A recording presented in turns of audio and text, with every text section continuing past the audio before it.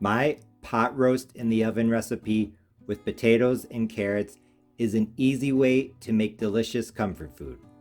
This Southern style chuck pot roast is fall apart tender and deliciously flavorful because of the vegetables, red wine, onion soup mix, Worcestershire sauce, and vegetable stock that I'm going to add to my 9x13 casserole dish. I'm also going to go over how long to cook your pot roast in the oven at 350, both covered and uncovered. I want you to have the right time and temp so that your pot roast turns out absolutely perfectly. If you want to learn how to make a simple oven-baked pot roast, this is what you'll need. You'll need one 2-pound roast. I am using a chuck roast. You can use top or bottom round, whatever you want to use. You are going to need carrots, potatoes, and other vegetables. Here I have about 4 pounds of white potatoes, red potatoes, a sweet potato, some onions, carrots, and a stalk of celery. You can use whatever you want, but I think about 4 pounds will be enough for a 2-pound roast, vegetables, and a 9x13 casserole dish. You're also going to need some red wine. I'm using 1 cup of dry red wine, so a red wine that's not really sweet, but you can use whatever you want. I'm also going to use 1 packet of onion soup mix, some Worcestershire sauce, vegetable stock, and probably some other spices, but I'll go over those later. The first step in this oven pot roast recipe is searing the meat.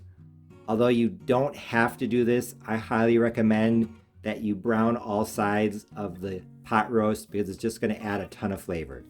So I'm going to turn my heat on, and then once the oil heats up, I have about 1 to 2 tablespoons of canola oil. I'm going to brown all sides of my chuck roast. My oil has been heating for about a minute on medium-high heat, gas mark 4 out of 6.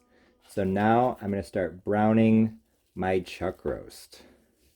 I said 2-pound roast. I put it in. I'm going to let it brown on this side for probably about 4 to 5 minutes. Then I'll flip it. Then I'm going to have to try and maneuver it so that I can brown the sides since it's oddly shaped. But when that's done, I will bring you back. My chuck roast has been browning for about 4 to 5 minutes. So now I'm going to flip it.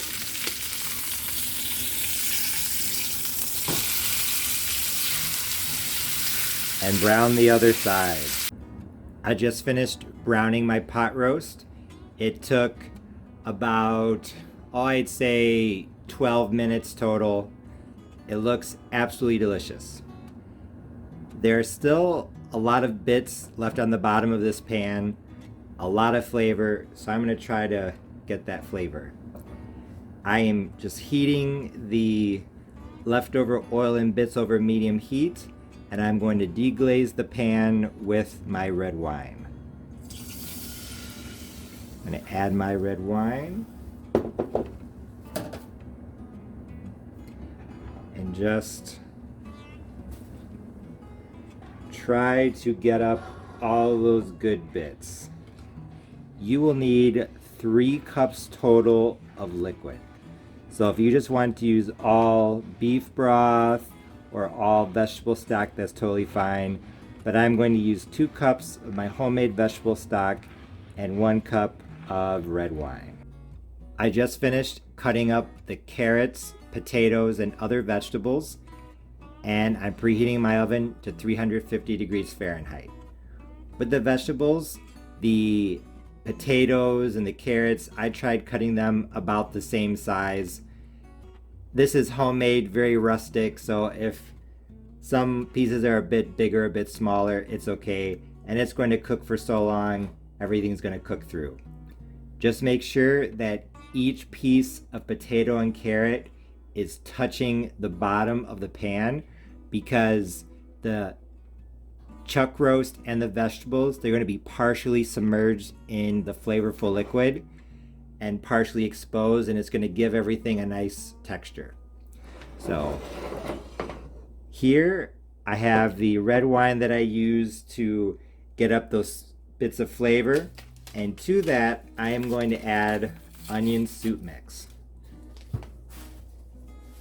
Onion soup mix is a very traditional Southern ingredient. I think it's probably easiest to just add it to this liquid here instead of sprinkling it over the casserole dish. I'm just going to mix it in. I'm going to pull everything forward. One thing I did want to point out is that potatoes start to oxidize after you cut them, so you might want to have your vegetable stock and your red wine and onion soup mixture ready to go so that you can just pour everything over the vegetables so that they don't oxidize. Yes, I'm just going to pour this over the pot roast and the vegetables. And then I'm going to add the rest of the liquid. I distributed the onion soup mix and the red wine as evenly as I could. Now it's time to add the Worcestershire sauce.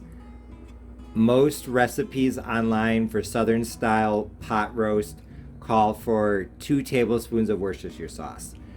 I am going to add 4 tablespoons or a 1/4 cup. I think it really brings out the beefy flavor. If you do not want to add this much, you do not have to, but I think it's really going to bring out the beefy flavor. So that's why I'm going to add a 1/4 cup. I'm also going to add some spices. I'm going to add the spices now before I add the vegetable stock so that the vegetable stock can help everything wash through. I'm going to add half a teaspoon of onion powder. I'm also going to add half a teaspoon of garlic powder. And I'm also going to add half a teaspoon of black pepper. Now for the vegetable stock, 1 cup. And notice how I'm using the vegetable stock to wash everything down. 1 cup, 2 cups.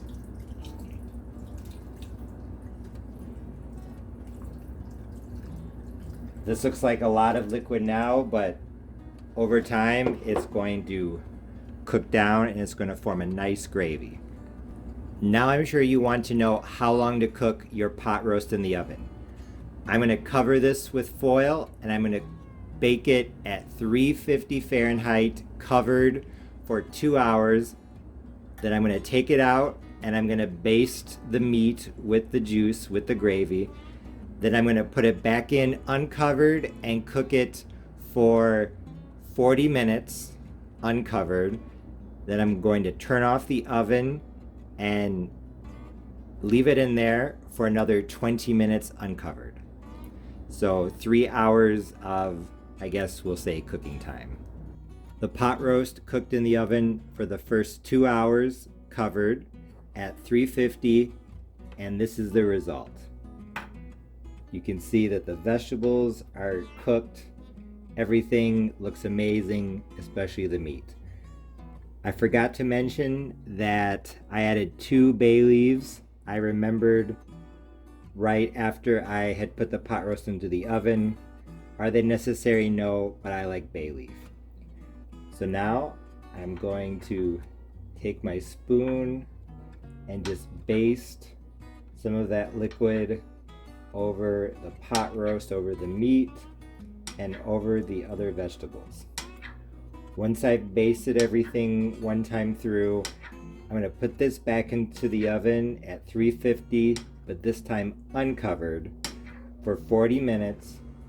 Then I am going to turn off the oven and let it sit in the oven, still uncovered, for 20 minutes. so the residual heat will finish off the pot. My pot roast in the oven recipe with potatoes and carrots is now done. Like I said, 2 hours covered at 350, then uncovered. I actually did 400 for half an hour because I'm hungry. And then I let it rest uncovered in the oven for 15 minutes. But if you have the time, 350 all the way through. The meat and vegetables looked and smelled incredibly delicious, so I couldn't wait to dig in. The roast was in the oven for a total of 3 hours, so I was definitely hungry and definitely ready to dig in. Honestly, my pot roast in the oven with potatoes and carrots recipe turned out absolutely incredible. The meat was super flavorful and fall apart tender, and the vegetables were cooked perfectly as well. Soft on the inside, but firm and a little bit roasted on the outside. What made the chuck eye roast potatoes and carrots so delicious was the flavorful braising liquid. The combination of homemade vegetable stock, Worcestershire sauce, and onion soup mix adding an incredible amount of flavor. And just as I had predicted, the Worcestershire sauce definitely brought out the beefy flavor. I highly recommend that you add it. But I do have one confession to make. I lied to you earlier. Instead of adding 1 cup of dry red wine, I actually added 3/4 of a cup of Concord grape juice and 1/4 of a cup of red wine vinegar. I almost never have wine on hand, and it doesn't make sense to go out and buy a bottle just for this recipe. Besides, in my opinion, when I think of Southern style cooking or home style recipes, I don't think of wine.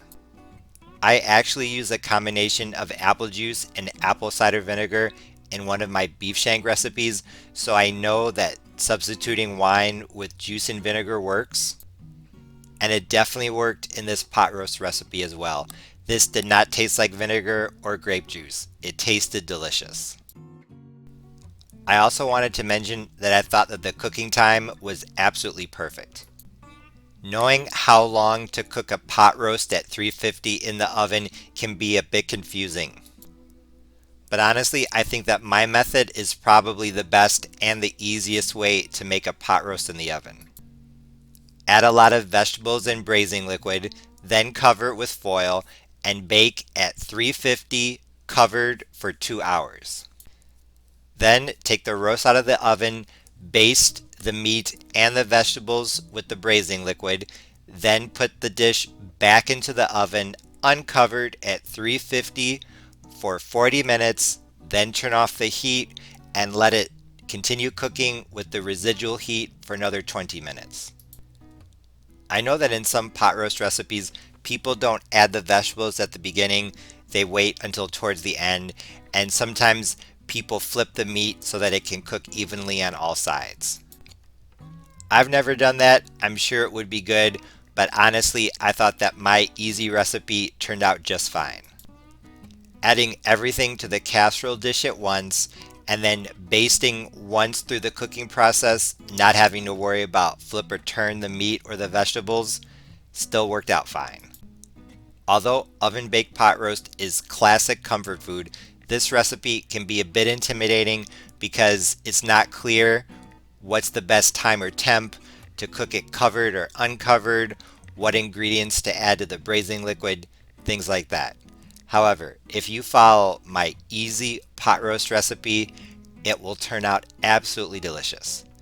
As always, thanks for watching.